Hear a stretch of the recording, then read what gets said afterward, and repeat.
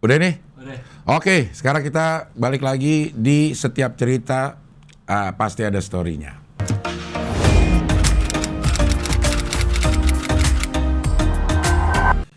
Ini gue bakal bercerita tentang segala macam hal dan juga membacakan cerita-cerita yang masuk di email di studio9.palapa@gmail.com. Sekarang saya akan bacakan dulu yang masuk ini.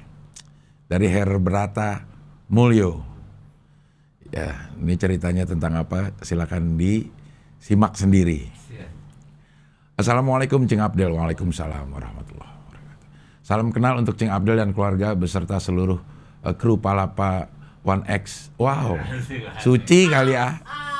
Palapa One X, semoga sehat selalu semuanya. Saya mau berbagi cerita pengalaman nyata yang langsung saya alami sendiri dan mungkin cukup lucu dan unik. Oke, berarti dia sendiri nih. Sekitar medio tahun 1988, berarti medio ini pertengahan tahun 88 ya, mungkin sekitar bulan Juni atau Juli. Saat pulang sore dari kampus di Depok, saya naik angkot Sukmajaya rute Depok Pasar Minggu. Angkot Sukmajaya. Angkot kayaknya Dedi Jaya yang ada dah.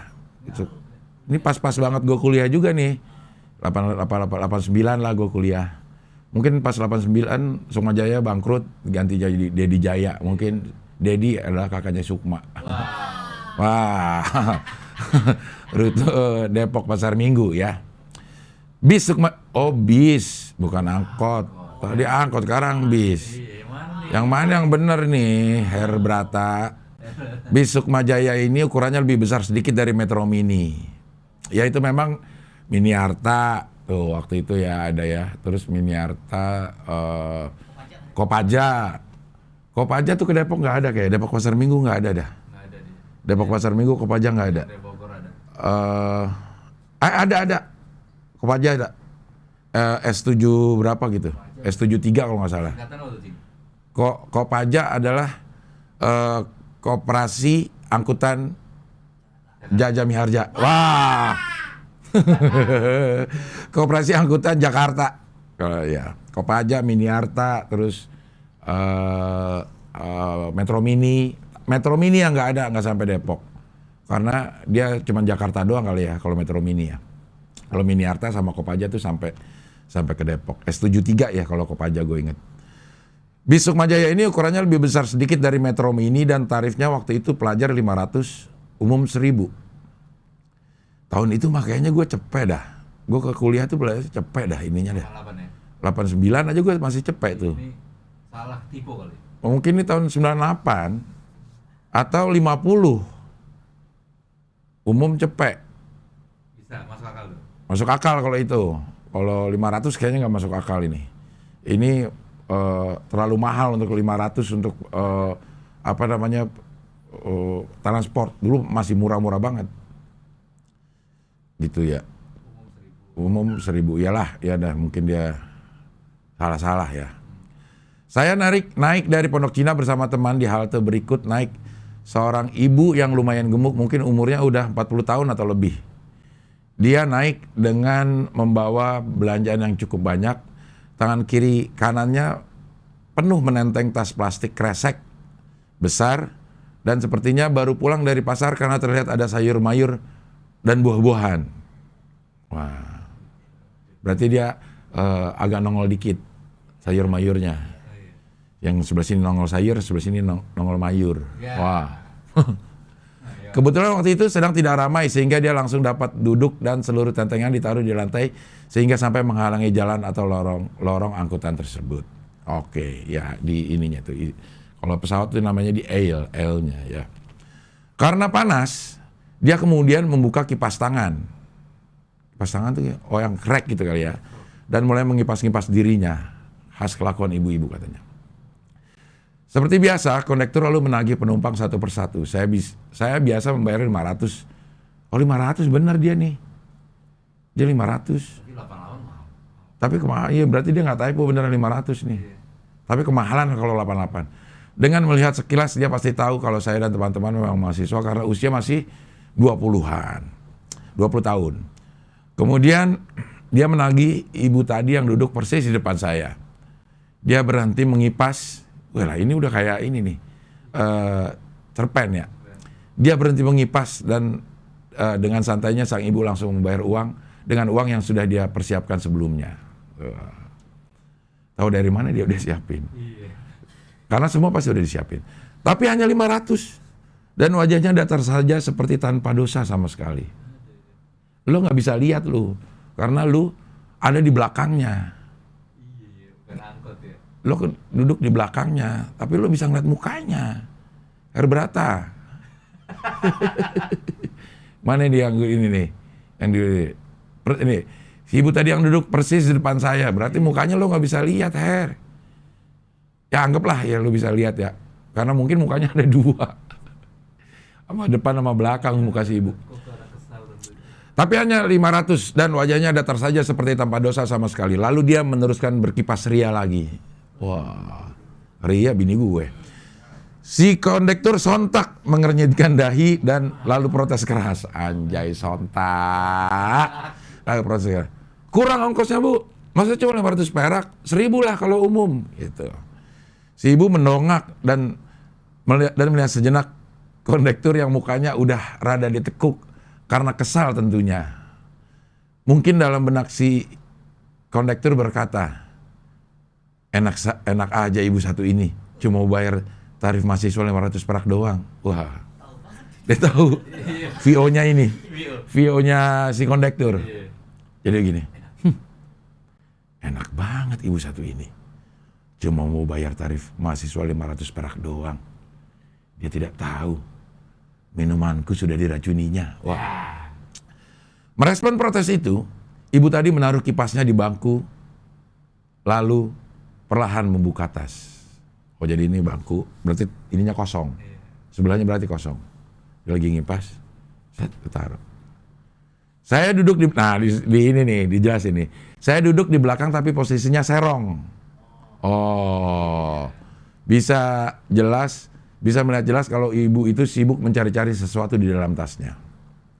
Buka resleting, buka kantong bagian dalam, tidak ketemu. Mencari di bagian luar dan seterusnya, bolak-balik. Saya berpikir dan mungkin sama dengan pikiran kondektur juga bahwa ibu-ibu itu tentu sedang mencari duit tambahan untuk membayar ongkos yang kurang. Cukup lama, dia mencari-cari duitnya sekitar 4 jam. Oh.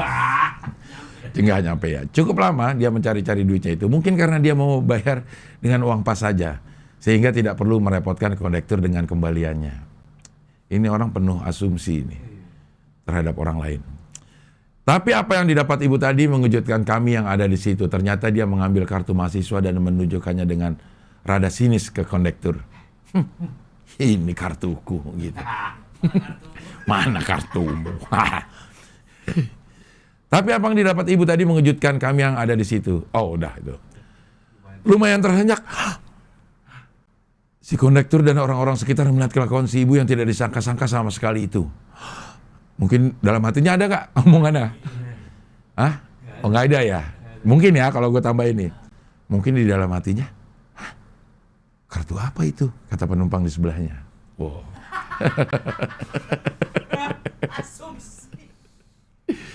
Terus kata penumpang yang di sebelahnya lagi, orang uang kurang kok malah ngasih kartu gitu.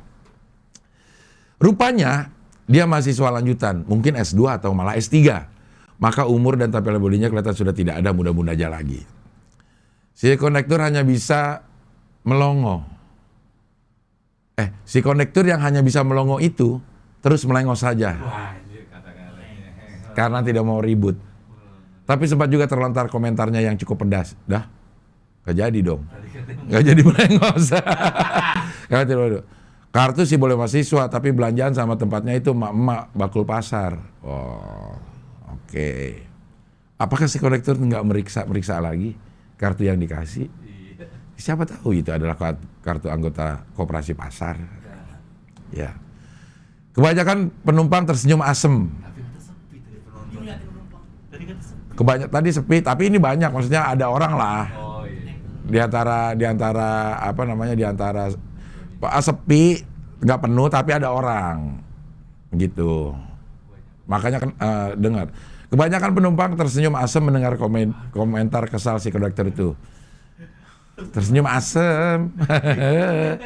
Tapi si ibu mah cuek bebek saja, nggak peduli sama sekali. Dia sibuk kembali mengipasi dirinya yang kepanasan. Padahal kalau mau fair, bolehlah dia hanya bayar 500 jika cuma untuk dirinya saja. Tapi belanjaan yang banyak itu seharusnya dihitung juga kalau si ibu tadi mau pengertian. Wah, ada moralnya nih. Moral of story. Oke. Moralnya adalah kadang tingginya pendidikan dan banyaknya umur seorang tidak menjamin orang itu akan menjadi bijak. Oi. Salam Herbrata Mulyo. Oke, Herbrata. Ini sebenarnya moral story dari story ini apa? Bayarlah angkutan sesuai dengan tarifnya. Sekarang masih ada gak sih tarif pelajar? Karena udah gratis Jakarta, Cing. Udah gratis sekarang ya? Udah gratis ya? Bis kuning itu. Iya. Kalau dulu memang pelajar itu nggak seperti kebijakan yang tidak tertulis gitu. Tarif umumnya ada, tarif pelajarnya ada. Tapi kalau ini cerita 88 nggak 500 kayaknya. Kayaknya ini nggak 500 karena gue tahun 89 aja masih cepet. Gue kalau naik mikrolet, ya bener mahal. Dari mikrolet, angkot, tapi dulu namanya mikrolet. Sebelum angkot menjamur namanya mikrolet. Mikrolet itu yang masuk gang-gang tuh, jalan-jalan kecil rumah gue tuh masuk. Juga ya. Itu pun dari Pulau Gadung ke Kampung Melayu itu 300 kalau nggak salah tahun-tahun itu. 300 perak. Karena kalau mikrolet ongkosnya itu tergantung jarak. Jadi udah ada kesepakatan tidak tertulis juga kalau jarak dari sini sampai situ cepet, kalau dari sini ini 200, kalau dari terminal ke terminal 300 gitu. Kalau bis itu jauh dekat. Harganya sama.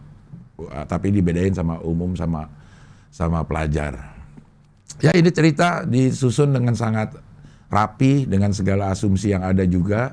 Terus kata-katanya juga seperti cerpen ini. Iya. Tapi kok kayak naskah sinetron gini. Ini udah dilengkapi dengan bagaimana pemainnya berekspresi. Ada yang terhenyak gitu, ada yang tersenyum masam, ada yang melengos gitu. Iya. Ya, bagus ya Herbrata. Jadi ceritanya dibikin seperti sebuah naskah. Tapi kalau ngomongin ini, gue juga pernah punya pengalaman naik Miniarta nih dari waktu gue mau ke kampus dari Pasar Minggu ke Depok. Dulu terminalnya tuh, terminal bayangannya itu bukan di Pasar Minggu, tapi di putaran Trebor situ, di putaran Volvo. Di putaran Volvo, muter di situ, terus ada halte, nah di situ terminal bayangannya. Jadi anak-anak mahasiswa yang kuliah di Depok kalau naik mikrolet berhenti di situ, nggak harus sampai ke Pasar Minggu. Jadi berhenti begitu naik, semua mahasiswa yang naik di situ gratis, tidak bayar. Karena ada seorang bapak-bapak yang mentraktir kita semua, bayarin ongkos. Kalau nggak salah ya, kalau gue nggak salah inget ya, dia baru